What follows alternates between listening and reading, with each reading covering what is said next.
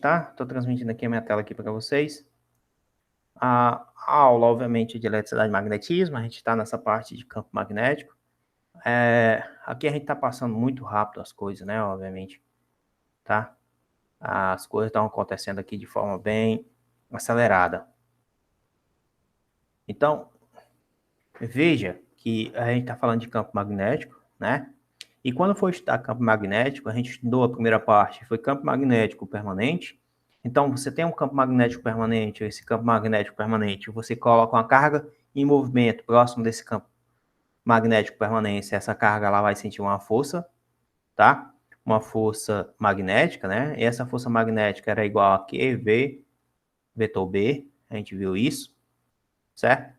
E se essa carga em movimento, né, você também tinha associado a ela um campo elétrico, naquela região que também tinha um campo elétrico, você tem a força de Lorentz, onde a força de Lorentz seria a força da somatória da força elétrica mais a força magnética, né? Aí a força elétrica é igual a Q vezes E e a força magnética é QVB, é um vetor, um produto vetorial. A gente viu isso já, tá? Então, isso aqui é só para vocês relembrarem que é essa parte de campo magnético, que existe um campo magnético da matéria, né? Campo magnético permanente.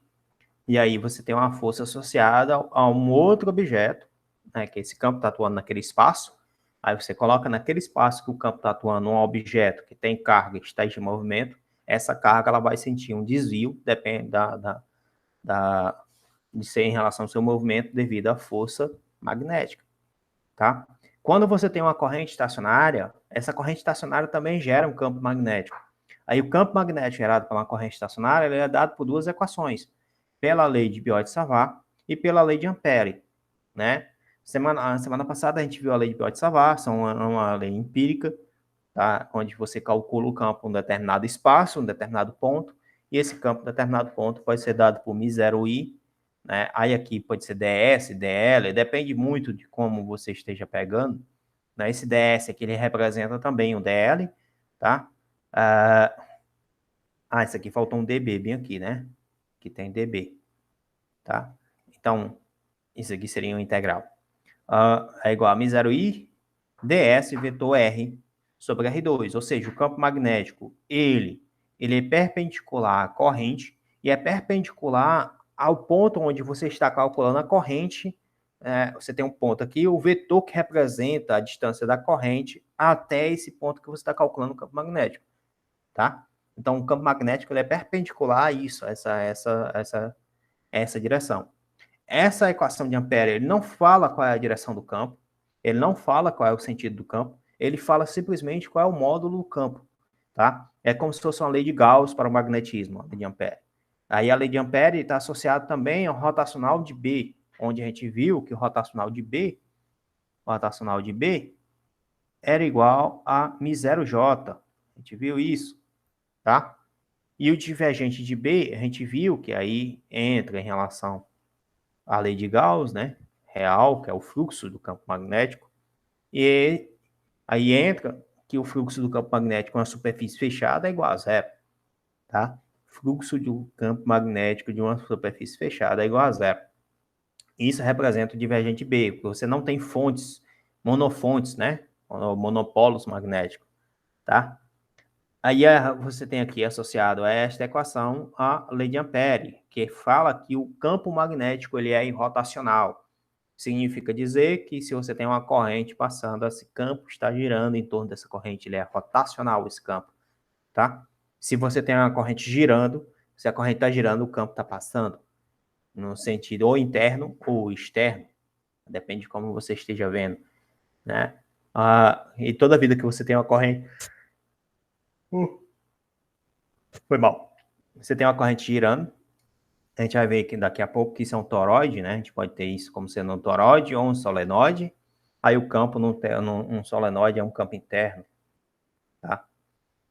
E tem ainda a parte que a gente vai ver daqui a pouco, que é a parte onde o campo ele é gerado por uma variação do campo elétrico, ou um campo gerado por corrente alternada, ou um campo induzido, tá? Então, são basicamente esses tipos de campo que a gente calcula o campo magnético, A primeira parte está relacionada, daqui para cima, está relacionada com a magnetostática, onde a gente considera que a corrente é estacionária, certo?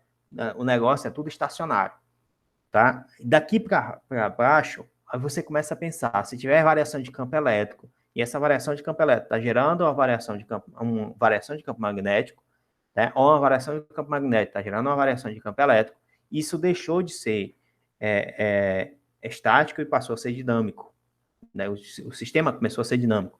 Aí você tem que começar a pensar se a corrente ela é estacionária ou se ela é variável, né? Então, você começa a pensar como é que ficaria as situações. Então, ou seja, o sistema começa a ficar mais realista, né? Então, a lei de Biot-Savart e a lei de Ampère é para obter o campo de uma corrente estacionária, né? E a gente fez algumas aplicações, né? Delas, por exemplo, se você tiver um fio passando uma corrente, um fio muito longo passando uma corrente, é um fio muito longo passando uma corrente aqui, tá? Se vocês observarem aqui, eu vou colocar isso aqui com a caneta azul, essas marcações. Tá passando aqui com a corrente I, certo? Suponha que essa distância daqui para cá seja S, essa distância daqui para cá, uma parte do fio. Esse ponto aqui que eu tô marcando aqui, ó, tá? É o DS, ou seja, é a variação ou o ponto que está passando a corrente I, que eu estou querendo calcular a influência desse ponto com relação ao campo que passa, que toca no ponto P, tá? Aí o que é que eu faço? Eu represento a distância da onde está essa carga em movimento, onde está a corrente, até o ponto P, eu represento isso para o vetor R, ou seja, a distância daqui para cá é R, Rzinho, tá? A distância na vertical é Rzão. E aqui está o DL, né, ou o DS, né, que o DL ou o DS aponta na direção da corrente, certo? Então, aponta na direção da corrente. Aí você escreve a fórmula, tá? Você escreve a fórmula. Quando você escrever a fórmula, você vai aqui e você veja que esse R, ele é em relação à hipotenusa, você tem aqui um triângulo retângulo, então R ao quadrado é igual a R ao quadrado mais S ao quadrado, ou seja, que Rzinho é igual a R ao quadrado mais S ao quadrado elevado ao meio, né? Aí, depois de você fazer isso, você observa, você aplica as ideias que aqui você tem um produto vetorial. Então, você aplica a ideia de que o produto vetorial você pode escrever como sendo módulo primeiro, módulo segundo, seno de θ, o seno do ângulo entre eles, entre esses dois vetores, tá? Então, se você olhar para cá, o módulo do ds é o próprio ds, o módulo de r, do versor r é 1, então vai ficar ds seno de θ. Mas quem é o seno de θ? O θ é o ângulo entre o rzinho e o s. Então, tá aqui o θ. Mas se você olhar, ó, θ mais o alfa aqui é 180. Tem um θ mais alfa é π. Aí daqui você tira que alfa é igual a π menos θ, tá? Aí o seno de π menos θ, seno de alfa, seno de π menos θ, isso aqui é igual ao próprio seno de θ, então o seno de θ é igual ao seno de alfa. O seno desse ângulo aqui é igual ao seno de alfa. Seno de alfa é o cateto oposto sobre a hipotenusa, tá? Então daqui você tira que vai ser Rzão, S ao quadrado mais R ao quadrado, isso aqui é elevado ao meio, você substitui na integral. Você vai resolvendo a integral, usa o método de substituição trigonométrica, né? E quando você usar substituição trigonométrica, você vai, e você chega a um resultado que você resolveu a sua integral por substituição trigonométrica, tá? E a outra coisa que você tem que pensar é o seguinte: quando você fala que o fio é muito longo, você pode imaginar então que esse fio é um fio infinito. Se ele é infinito, você pega a metade dele, da metade do zero até infinito, é uma parte, da metade do zero até o infinito, menos o infinito é a outra parte, tá? Então, você calcula a integral de zero até infinito, então, da primeira parte, e você mostra que essa integral vai depender desse resultado aqui, que no fim das contas você tem que B é igual a μ0i sobre 4π, ou dividido por R. Você acaba mostrando isso. B é igual a μ0i sobre 4π dividido por R. Tá? Isso não é coisa de outro mundo, para quem fez cálculo 1 consegue fazer isso, né? Só que tem um detalhe nisso aqui, que isso aqui a gente descobriu qual é a metade só a metade do campo. A outra metade ainda falta descobrir, né? Que aí você teria de zero, de menos infinito até zero. Aí quando você faz também da outra metade, você descobre que B é a mesma história, ou seja, que o campo de um fio muito longo é igual a μ0i sobre 2πr. É muita conta, né? Vocês podem observar, é muita conta, você faz esse negócio, é bem mais preciso, é bem mais divertido, mas é muita conta. Quando você aplica a lei de Ampere você pega, simplesmente faz a mesma questão, né? Você tem aqui um fio muito longo, passando uma corrente I nesse fio, tá? Então, se a corrente I está subindo aqui, o campo está fazendo isso, aí você observa que o campo está fazendo vindo nessa direção, então está aqui o campo B, nessa região ele está entrando, nessa região aqui ele está saindo. Aí você aplica a equação onde você tem que a lei de Ampere, a integral sobre um caminho fechado, é o caminho fechado que B faz, é o caminho de B, tá? É o caminho de B, que é essa primeira parte. Essa primeira parte aqui está relacionada ao campo magnético, e essa parte aqui está relacionada à corrente, tá? Então, essa primeira parte está referente ao campo magnético, então, ou seja, que a integral de B escalar dl é igual a μ0i. O B é uniforme, quando você pega esse L aqui sendo uma distância R do fio, e esse R é circular, né? Você tem aqui um raio circular, um raio desse círculo, esse R, tá? Então, o B ele é constante nessa direção, tá? Nesse caminho como um todo, não na direção, né? Mas no caminho como um todo, em módulo.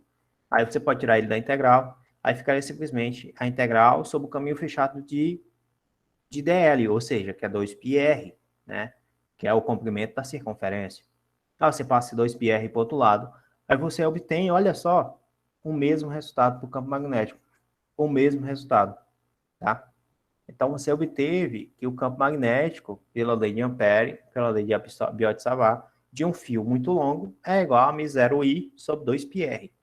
Você pode fazer a mesma brincadeira para um solenoide ou um toroide, você pode fazer essa mesma brincadeira, né, onde você aplica essa equação, tá? E só que aqui, para poder você fazer isso, você vai definir um N, que é o número de espiras por unidade de comprimento, esse Nzinho, número de espiras por unidade de comprimento, tá? Porque o campo ele vai depender da quantidade de espiras que você tenha, tá? 10 espiras produz um campo A, 20 espiras vai produzir o dobro do campo. Por quê? Porque você aumentou o número de espiras, né? Só que quando você calcula o campo, você tem que levar em consideração qual o tamanho do campo que tu está pegando, qual o tamanho que tu está considerando, o tamanho da espira, ou seja, qual o número de espiras por unidade do comprimento que tu está pegando, tá? Aí, ou seja, que você vai tirar que o campo magnético é igual a μ0i vezes o número de espiras por unidade de comprimento. Isso é muito interessante, certo? Isso aqui é muito interessante. Não sei se vocês já viram já um bocado de solenoide, né, que é aqueles, por exemplo, só o fato de você pegar um prego, você tem um prego, né? Aí nesse prego você começa a enrolar um fio e você dá N voltas nesse fio, tá? E esse fio, obviamente, esse prego com esse fio, ele vai te dar, se você passa uma corrente, ele vai te dar um campo, né? Se você aumenta o número de espiras, ele vai te dar outro campo, tá? E aí você faz aqui o chamado eletroímã, né? Tá? E esse eletroímã, o poder dele vai depender do número de espiras que você tem. Isso é bem interessante, é bem tranquilo. Tá claro até aqui, pessoal? Ficou alguma dúvida? Tá, eu não consigo ver o que vocês estão escrevendo aí, não. Olha aqui que depende. Depende de quê? Ah, depende da corrente também, claro.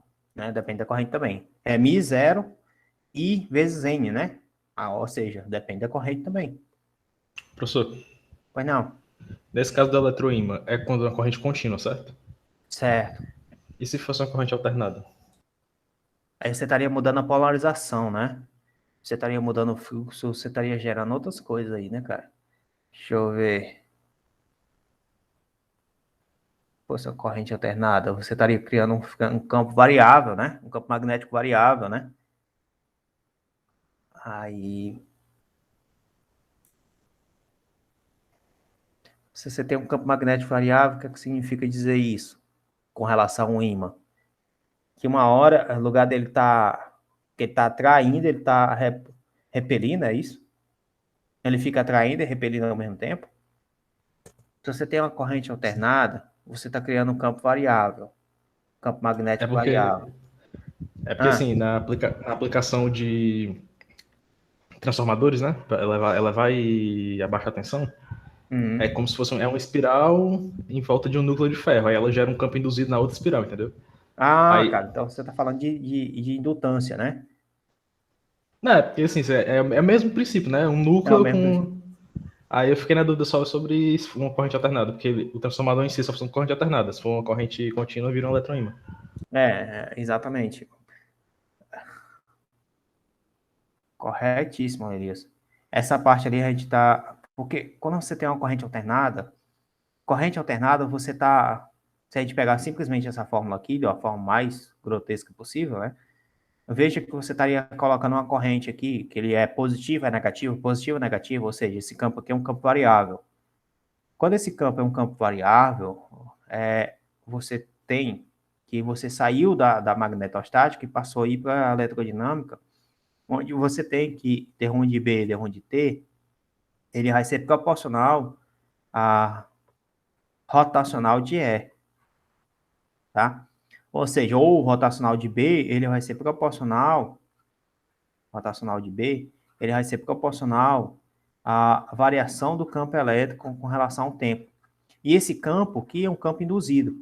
Você induz esse campo, aí quando você induz esse campo, obviamente, quando tem campo elétrico, você pode ter uma coisa que é uma força eletromotriz, um potencial, né? Aí esse campo induzido é um campo tal que ele é feito para você poder diminuir o campo que está induzindo ele. É, é, mas é uma excelente observação, cara. Valeu, ó. Muito interessante. Deu para entender, não deu? Até aqui tá só o filé, né? Acho que sim. Acho que sim. Aí, meu filho, voltando aí a essa parte aí, já que você falou sobre isso, né? Aí o livro, ele traz agora outra parte, que é... Cadê? Aqui. Que traz outra parte, que é uma coisinha chamada indutância, né? Ou indução. Aí, para ele poder tratar disso, ele começa a tratar essa parte que você está falando, certo?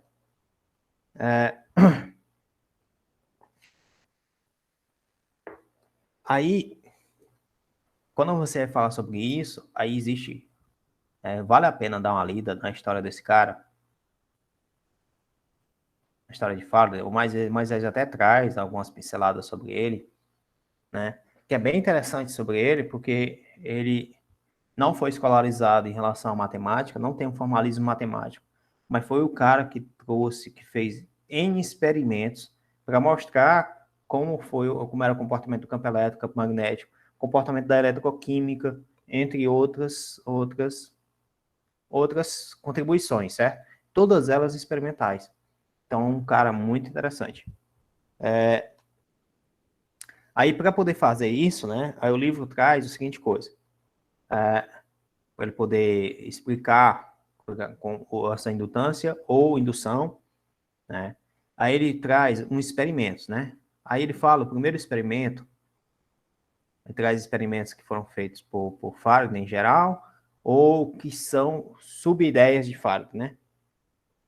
Aí você tem uma espira, né, o primeiro experimento, você tem uma espira, tá, com material condutor ligado a um perímetro. Então, você tem aqui, você constrói aqui um amperímetro, você coloca aqui um amperímetro, tá? Aí, nessa amperímetro, você vem aqui, né, e coloca uma espira, certo? Coloca uma espira aqui. Dá para entender aqui que é mais ou menos isso aqui, dá? Que você tem só uma espira só, tá? Espero que vocês consigam visualizar o que eu tô querendo desenhar. Aí você faz essa brincadeira aqui, Certo. Aí o outro experimento, tu coloca uma diferença de potencial, tá? Aqui o menos, aqui o mais, tu coloca uma bateria aqui, então, nesse sistema, certo? Então, tu vem, tu coloca aqui uma resistência, aqui um resistor, obviamente, e tu coloca aqui também uma outra espira. Dá para entender aqui, não dá? Dá para entender a figura aqui? O que é menos, o que é mais? Ah, e aqui tem uma chave, né? Tem uma chave.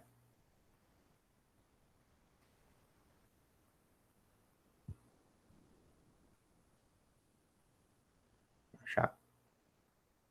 Essa chave, então, é justamente para alterar a corrente, né? Alternar a corrente.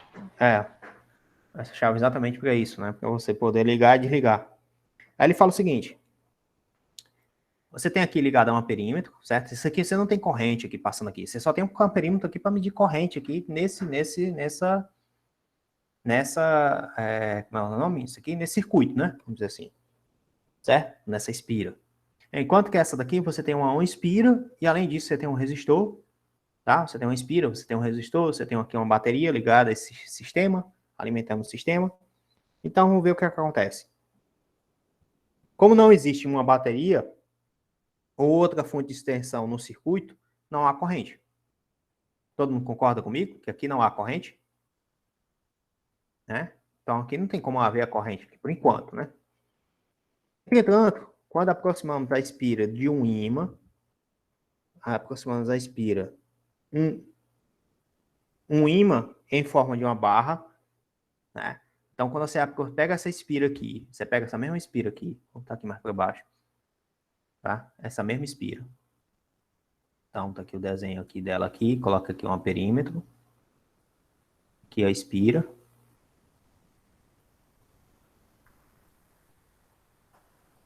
Certo? Você supõe que você tem essa espira aqui. Aí você chega aqui com ímã, nessa espira. Um ímã, você tem um campo magnético, né? Então aqui você tem um polo norte e o polo sul, tá? Norte, sul, sul e norte, tanto faz. Vai mudar a polarização da medida da corrente, então que está mudando para cá, vai mudar para lá. Então você pega esse ímã aqui, aí você, aqui não tem corrente nenhuma. Você pegou esse ímã, você aproxima com a certa determinada velocidade esse ímã, tá? Você aproximou com a determinada velocidade, na hora que você passa em cima daqui, quando é em movimento, o ímã em movimento, aí surge uma corrente lá no amperímetro. Você parou o ímã, não surge mais nada. Tá? Então o ímã ficou parado, não tem corrente. O ímã movimentando, entrando e saindo, gerando corrente. Corrente positiva, corrente negativa e assim vai. Tá? Tranquilo? Deu para entender esse experimento aqui? Essa daí foi uma das observações de Faraday. Deu para entender, pessoal, isso aí? Sim. Sim, né? Aí veja o que é que acontece. A corrente desaparece quando o ímã para, a gente falou isso. Quando nos afastamos da espira, a corrente torna a aparecer, só que no sentido contrário. Quando você, no sentido contrário daquilo que quando você aproxima, né? Repetindo o experimento algumas vezes, você chega a algumas conclusões. A corrente é observada apenas se existe um movimento relativo entre a espira e o ímã. Então, se existir um movimento relativo entre a espira e o ímã, surge uma corrente. Tá? 2. Quanto mais rápido o movimento, maior a corrente. Então, quanto maior a velocidade do ímã, por exemplo, e a espira parada, maior a corrente. Se os dois estão em movimentos contrários, né? Então, quanto maior a velocidade relativa entre os dois, maior a corrente. Caso contrário, também é válido, né? Se quando aproximamos da espira o polo norte do ímã, a corrente tem sentido horário. Então, se aproximou o polo norte, quando se aproxima o polo norte, a corrente tem sentido horário, ou seja, a corrente vem para cá, tá? Se você aproxima o polo sul, o sentido é o contrário, é o sentido anti-horário. Quando afastamos o polo norte, né, quando se afasta o polo norte, quando se aproxima o polo norte, a corrente tem sentido horário. Quando se afasta, sentido anti-horário, né? E quando você aproxima o polo sul, sentido anti-horário. Quando você afasta, sentido horário. Tranquilo até aqui, pessoal? Tá só o comentário sobre esse experimento. Tá tranquilo até aqui? Sim. Sim, né? Aí deixa eu botar aqui, deixa eu ver se tem aqui. Tem um bregazão ali. Experimento.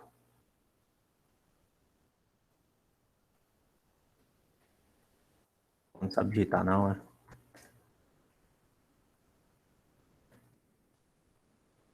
Para de indução eletromagnética.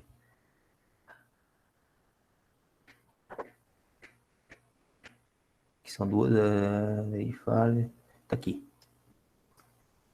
Vocês conseguem escutar isso aqui? Vocês estão conseguindo escutar isso aqui? Não. Não. Não, né? Deixa eu ver aqui, parar aqui a apresentação e vou transmitir aqui uma janela, né? Ou uma guia.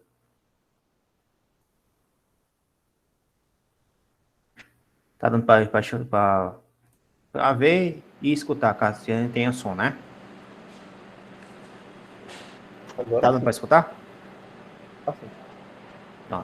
Tá. Veja, o Polo Norte está aproximando da Espira. Vocês observaram o que foi que aconteceu com o perímetro? Ó, o Polo Norte está aproximando da Espira. Olha o amperímetro lá. Ele veio para cá, tá? Então, ele vai afastar agora. Ele volta quando ele para, ó, tá vendo? Ele parou. Quando ele afasta, a corrente foi lá para o outro lado, certo? E veja que uma determinada distância é necessária para ocorrer essa variação de corrente, né? Se você faz o contrário, né, aproximando o Polo Sul, a corrente vai vir para cá, quando se afasta, vai para o outro lado. Tá? Então, isso aqui foi o que o livro colocou para vocês. Né? Ó, toda vida que você movimenta, o ímã tem uma velocidade relativa com relação à espira, ocorre isso aí. Agora, se você usar um LED, ó, você tem uma resistência aqui. Ó. Olha o que foi que aconteceu com o LED. Se você gerar uma corrente, o LED vai acendendo. Né? Obviamente, tanto faz você botar isso aqui em relação ao Polo Norte ou ao Polo Sul. Tá? Também vai acontecer a mesma coisa. A diferença é que eu acredito que tá no branco ou amarelo aí, mas aí teria que ver, né? Se tem um LED branco e um LED amarelo. Sempre acende primeiro o branco, depois o amarelo, é? É o sentido, professor. É o sentido, né? É tipo, o branco ele vai acender quando você empurra o ímã com o polo sul e quando você afasta com o outro polo é quando ele acende, entendeu? Afastou o Tá. norte, ele acende, empurrou o sul, ele acende. Entendi. Aí quando você afasta, acende o contrário, né? Acende primeiro o amarelo e depois o branco, é isso? Eu acho que ele tá falando só do branco aí, professor. Ó, branco, afastou, amarelo. Viu o que eu quis dizer? Mas tá relacionado ao sentido mesmo, né? Você falou, o sentido da corrente, né? Aí tem outro, que é em relação que você estava comentando, que é o princípio do transformador. Veja que você tem aqui uma espira ligada a um amperímetro, tá? Uma espira ligada a um amperímetro, não tem... é somente um circuito aqui, uma espira ligada a um amperímetro, não tem bateria, não tem nada. Esse daqui agora, tu tem uma espira e tu vai colocar uma bateria, uma corrente contínua aqui, né? A bateria só é uma corrente contínua. Só que ele vai fazer o seguinte coisa. Na hora que ele liga, acontece isso. Né? Desligou, aconteceu isso. Ele vai ficar ligando, desligando, e toda vez que ele fica ligando, desligando, né, vai acontecer uma variação na corrente, ó. Tá vendo? Tá? E obviamente o ligar, desligar, muda o em relação ao ponteiro, né? E se você mudar os polos da bateria, muda os polos também, o sentido que tinha anterior, né? Aí ele vai fazer com LED e mostrar a mesma história, né? Vai pro branco primeiro, quando desliga, vai pro amarelo. Branco, desligou, vai pro amarelo.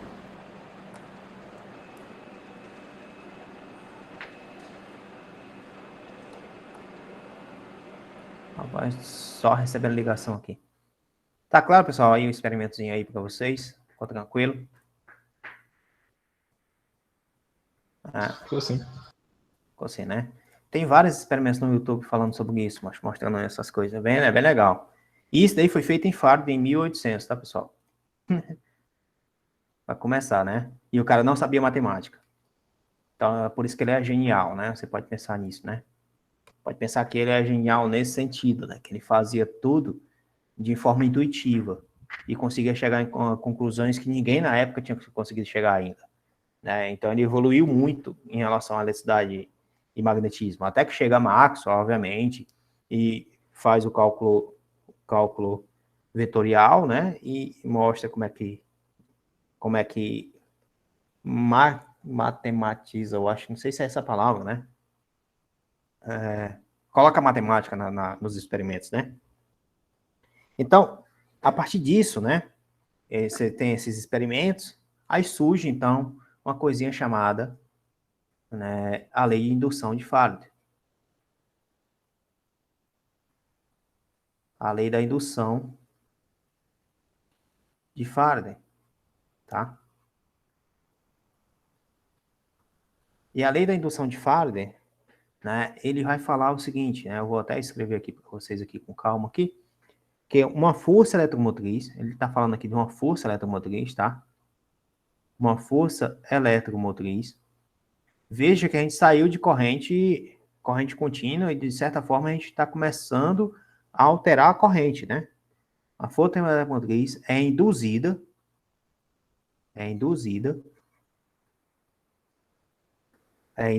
na espira, né? Na esquerda, na espira, quando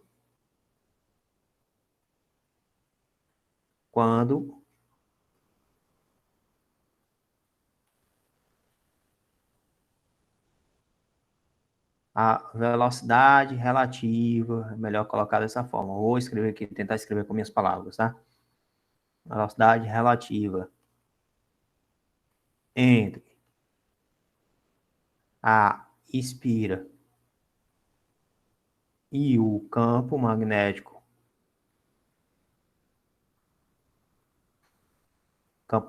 seja ele gerado por um ímã ou por uma corrente contínua ou uma corrente alternada, quando o campo magnético, né, uma força eletromotriz induzida na espira, certo? Quando a velocidade relativa entre a espira e o campo magnético, né, é diferente de zero,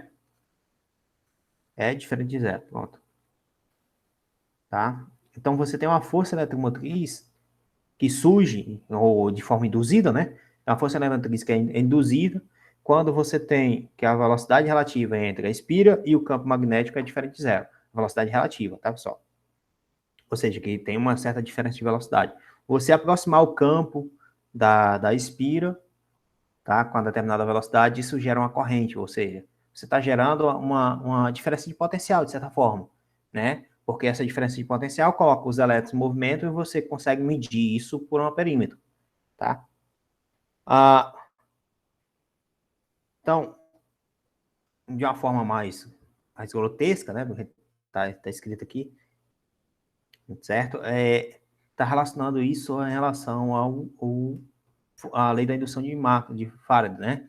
Só que você pode também escrever isso em termos das linhas de campo magnético, tá? Porque as linhas de campo atravessam a espira. Quando essas linhas de campo que atravessam a espira variam, aí você induz uma força eletromotriz, tá? Suponha que você tem um campo magnético externo, né? Um campo magnético externo, né? Externo, tá? Atravessando uma espira, certo? Atravessando uma espira. E quando as linhas de campo variam,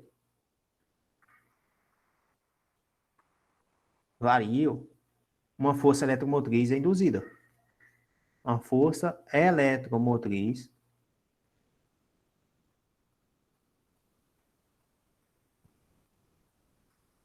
é induzida na espira, né? Induzida na espira. Tá? Isso é o que o livro tenta explicar, eu tentei colocar aqui com minhas palavras, mas obviamente vocês podem tentar colocar isso de outra forma. Tranquilo, pessoal? Deu para entender até aqui? Tá de boas até aqui?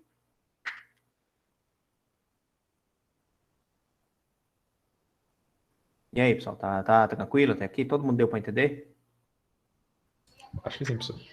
Acho que sim, né? Colocando matemática no sistema, tá? Primeira coisa que a gente vai definir é o fluxo. Então, o fluxo de campo magnético é simplesmente você definido, ou o fluxo de qualquer grandeza vetorial, ela é definida como sendo a integral sobre uma superfície do B escalar dA. Pronto. Esse é o fluxo do campo, tá? Aí, no caso, aqui a gente tem um fluxo do campo magnético. Aí, lembrando que o fluxo do campo magnético, então, de uma forma mais simples, de uma forma bem mais simples, você pode dizer, né, que o fluxo de campo magnético é IB vezes A, certo? Quando o B, obviamente, é perpendicular à direção normal da área, né? Tá? O vetor normal à área, porque isso aqui não é um dA, né? Isso aqui, esse dA aqui, na realidade, você está dizendo que é o vetor normal à superfície lá que você está fazendo o cálculo, né? Tá? Então, se o campo magnético ele é normal à área e essa área, de certa forma, é constante, esse campo, de certa forma, é constante, você tem simplesmente que o fluxo é igual a BA. Tá? Aí, uma coisa que a gente acabou de ver é que quando se tem a variação dessas linhas de campo, essas linhas de campo são representadas pela variação do fluxo. Então, quando se tem variação do fluxo, você induz uma força eletromotriz. Tá? Então, variação do fluxo induz uma força eletromotriz. Então, espera-se que a força eletromotriz seja proporcional à variação do fluxo. Proporcional à variação do fluxo. Falar em variação, você está falando de derivadas. Tá? E por incrível que pareça, a força eletromotriz é simplesmente menos a variação do fluxo. Beleza por até aqui, galera? Até aqui tudo bem para vocês?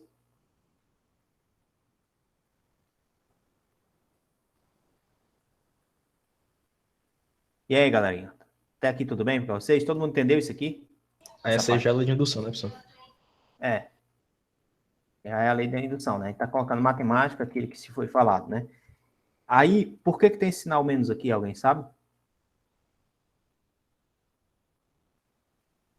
Você acredita que esse sinal menos aqui foi explicado por um cara e se chamou-se lei de Lenz?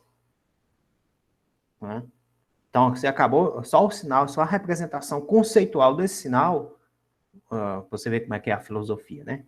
Tem uma lei chamada lei de Lenz, por representação desse sinal, que ele diz o seguinte, que a corrente induzida em uma espira tem um sentido tal que o campo magnético produzido pela corrente se opõe ao campo magnético que induz a corrente. De novo, a corrente induzida em uma espira tem um sentido tal que o campo magnético produzido pela corrente se opõe ao campo magnético que induz a corrente. Vamos lá, pessoal, vamos entender isso aqui, né? Lembra que eu falei para vocês que a força eletromotriz, né, ela gera uma corrente. Essa força eletromotriz, ela aparece quando você tem uma variação do fluxo, uma variação das linhas de campo, tá? Então, a força eletromotriz, pois não? Isso pode ser interpretado como uma força de ação e reação. Uma força de ar. Tipo, você vai dar um soco na parede. A força do soco que você bota para derrubar a parede é a mesma que a parede devolve para você na hora do impacto. Não necessariamente, Matheus, aqui seria uma força de ação e reação, certo? Não, só para entendimento. Eu sei que não é literal assim. Porque, assim, ação e reação, você tem que pensar força elétrica, por exemplo. É uma força entre uma força entre duas partículas, certo? Que estão carregados, obviamente. Então, você está falando da interação e a partir de força.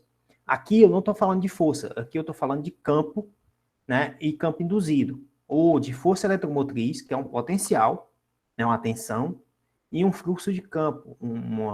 Tá vendo? Ó, o fluxo aqui, o fluxo de campo. A derivada do fluxo, né? O fluxo do campo magnético. Tá? Aí deixaria de ser essa ação e reação nesse sentido, de que as grandezas envolvidas não são forças. Certo? Não são forças. Mas que você tem que pensar o seguinte, que ele pensa da seguinte forma.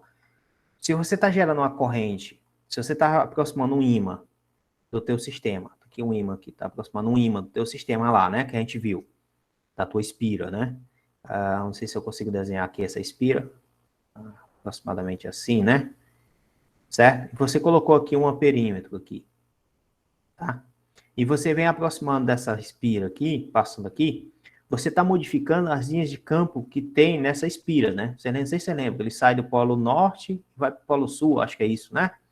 Sai do polo norte, vai para o polo sul e fica fazendo isso aqui, o campo, tá? E quando você varia esse campo, aumenta essa velocidade aqui, na realidade o que você está modificando são a passagem de linhas de campo aqui na espira. O número de linhas que está passando na espira, é isso que você está modificando. Linhas de campo. Então, quando você modifica essas linhas de campo aqui, você gera uma corrente aqui nessa espira. Gerou a corrente numa espira, essa corrente produz um campo magnético também. E é um campo magnético induzido. Só que esse campo magnético induzido, ele é de tal forma que ele é contrário ao campo magnético que gerou ele. Entendeu? Se você falar em ação e reação, seria no sentido de, olha, você tem ação e reação. Ação e reação, elas têm mesmo módulo. Aqui eu não garanto que tenham o mesmo módulo, tá? Elas têm direções opostas.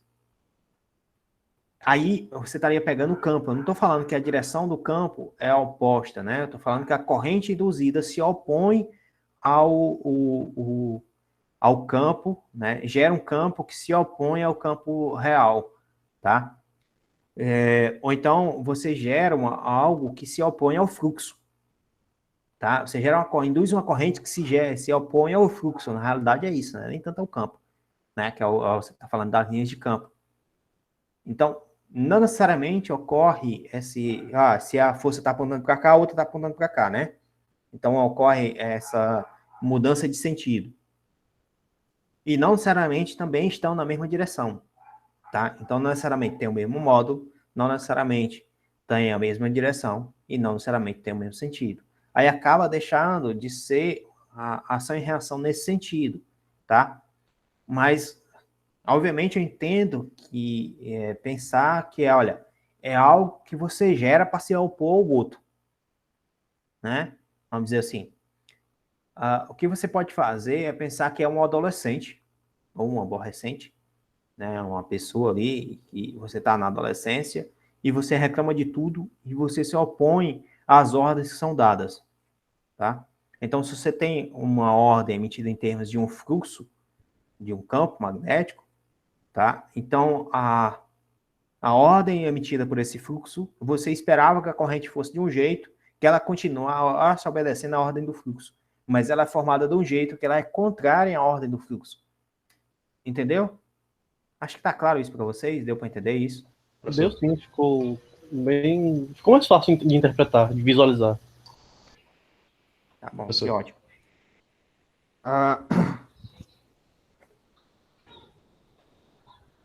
Tá, então vamos lá. Aí depois de você fazer essa brincadeira, né, obviamente, a gente tem aqui a grande equação, que é a equação onde você tem que o epsilon é igual a menos d-ROM de φ, d-ROM de t aqui, eu não sei se isso na cara aqui é φ, tá? Lembrando que o fluxo é igual a integral de B escalar dA, tá? Ou seja, que o fluxo é igual a integral de B escalar n dA, né? Pode fazer assim, certo? Se você derivar o fluxo, a derivada do fluxo, tá? ddt do fluxo é igual a ddt da integral de B escalar dA. Certo? É fácil entender que essa derivada eu posso passar para dentro da integral. Quando eu faço isso, eu transformo ela na derivada ordinária para uma derivada parcial. tá? Então, a derivada do campo magnético é escalar, derivada do campo magnético em relação ao tempo escalar o dA, né? Isso aqui é igual à derivada do fluxo. Daí você tira que a força eletromotriz, então, vai ser igual a menos, que você tira que a força eletromotriz, cadê aqui? Está aqui em preto. Força eletromotriz é igual a menos a integral da derivada de B escalar dA. Né? Só que aí você tem que lembrar que força eletromotriz também tem associação com o campo elétrico. Né? Aí entra no seguinte sentido, que, se eu não me engano, né, você pode escrever que essa força eletromotriz é igual ao... Você escrever isso em termos de quem? Deixa eu ver se não tem nada aqui, a mais aqui no livro. Senão eu teria que pegar o livro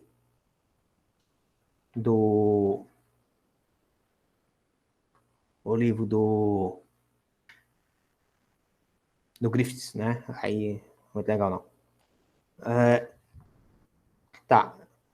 Se você vai mais na frente, você descobre que a força eletromotriz, na realidade, você pode escrever ela como sendo a integral, tá? Sobre uma superfície fechada, por exemplo, de E escalada L. Tá? Lembrando que, né, originalmente é igual a menos o gradiente do potencial. Ou seja, que aqui você tem que esse gradiente do potencial você pode escrever como sendo simplesmente dV dr, tá? Passar esse R para o outro lado, logo o potencial seria igual a menos o gradiente, ou menos a integral de E dr, né? Simplesmente isso. Só que quando você está pegando uma força eletromotriz e você está pegando uma força eletromotriz induzida e tudo mais, você pode acabar escrevendo a equação dessa forma, né? Que a força eletromotriz é igual a integral fechada de E escalada L.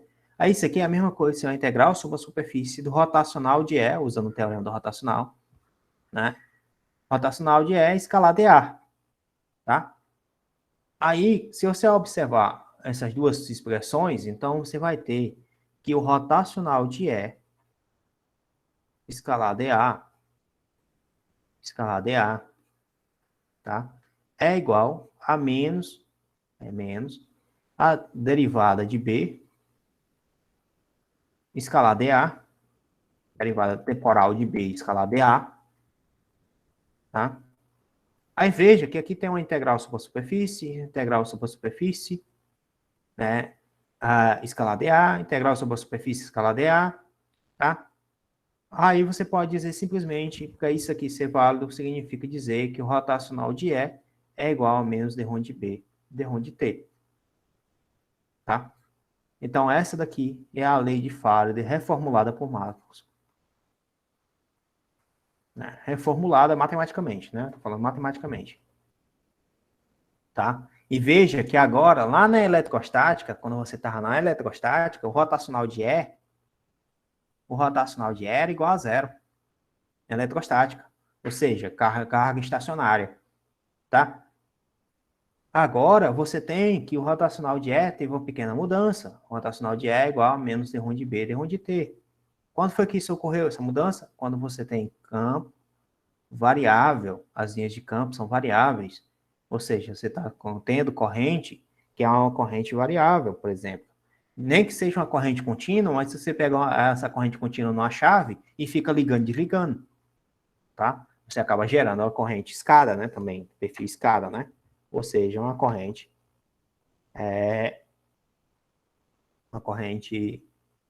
alternada, tá? Ou seja, daí você tira que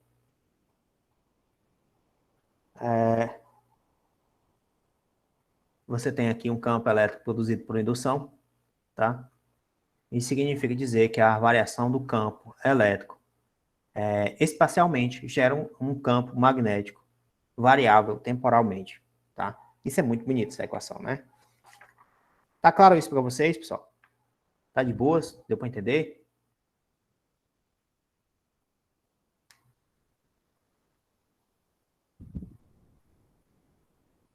Deu, né? Bom, galerinha, aí amanhã a gente vai falar sobre indutores, tá? Eu vou deixar aí para amanhã essa parte de indutores. Aí a gente vai falar de indutores ou de indutância. É melhor a gente falar hoje, né? Tentar terminar hoje essa parte de indutores. E aí amanhã a gente fala de circuitos, né? No caso, é melhor fazer isso. Falar de circuitos RC, RLC, LC, RL, né? Tem essas opções aqui de circuito, tá? Aí, indutância, para você poder calcular a indutância, você vai fazer a mesma brincadeira que você fazia lá para a capacitância, tá? É a mesma história. Você lembra que na capacitância você tinha carga igual a C vezes V? A indutância é um pouco diferente, tá? A indutância, aí tu vai olhar para o fluxo, para a quantidade de fluxo magnético. Aqui a indutância, no fim das contas, vai ser o número de espiras, né, obviamente, vezes a quantidade de fluxo magnético de uma espira dividido pela corrente. Tá? Então, veja que aqui você tem agora algo desse tipo. E ainda tem mais, ó. Se você olhar para o fluxo aqui, como aqui tem um fluxo de B, e esse L é uma constante, você pode passar esse I para o outro lado, então vai ficar LI. Eu vou tirar o N aqui só para facilitar, tá? Esse N aqui significa dizer que é número de espiras, então isso aqui vai ser o fluxo de B, tá? Então, a indutância de apenas uma espira, né? Tem um fluxo tal, certo? Aí, se eu derivar isso aqui, a derivada disso aqui vai ficar L dI dt é igual a d dt do fluxo de B, né? E é fácil imaginar que a força eletromotriz é igual a menos L dI dt. E essa força eletromotriz é a diferença de potencial, é a tensão. Então, quando você tem um elemento num circuito, esse elemento é um indutor, a tensão representada nesse indutor, ela vai ser dada pela essa seguinte equação. É a derivada da corrente, a indutância vezes a derivada da corrente. Tranquilo, pessoal? Tá claro isso para vocês? Vocês já viram isso, né?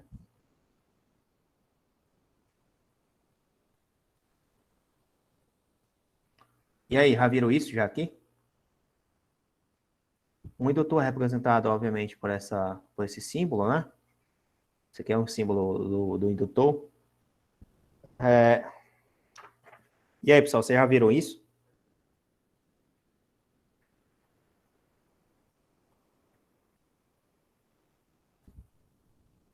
Uma força eletromotriz induzida aparece em todo indutor cuja corrente está variando. Uma força eletromotriz induzida aparece em todo condutor cuja corrente está variando. Esse processo é chamado de autoindutância. Então, se você tem um indutor e a corrente está variando nesse indutor, você tem uma autoindução. E a força eletromotriz recebe o nome de força eletromotriz autoinduzida. Isso é legal.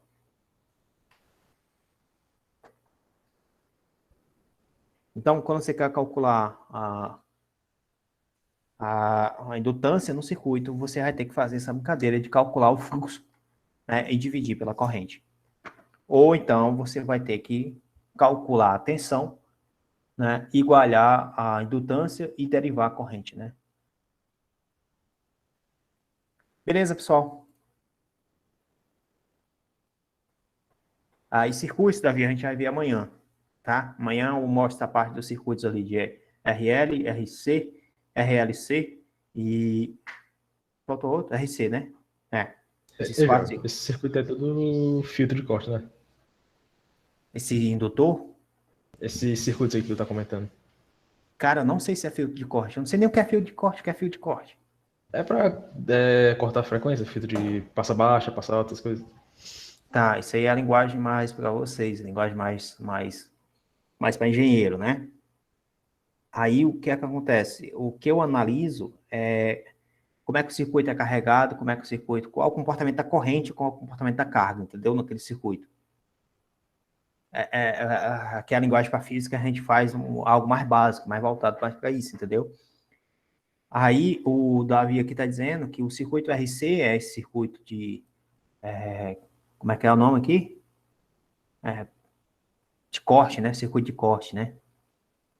O que eu sei é que o filtro, né? O capacitância pode funcionar como filtro. É bem provável que o indutor também funcione como filtro. né? Aí a resistência, obviamente, é para você diminuir a corrente, né? Para ver como é que ficaria a corrente em relação ao tempo. Passou o trabalho de aplicações, RC de filtros. Ele pega uma parte da largura de banda do sinal. Tá. Ele comenta aqui. Mas isso eu não sei te informar, Elisa. Eu teria que dar uma lida sobre o tema em relação a esse tipo de circuito. Se é circuito de corte, se não é, como é que ficaria essa largura de banda, isso aí. Tá, isso aí eu não sei, não. Eu não conheço essa linguagem, cara. A física não se preocupa muito com isso, entendeu? Que isso está mais relacionado à aplicação, né? Aí acaba não se preocupando muito com isso. A gente fica muito na base da ciência básica, né? Então, enfim, meu filho. Eu posso dar uma olhada depois aí. Depois você manda o livro para mim, eu vou lendo aí também. Com vocês eu vou aprendendo.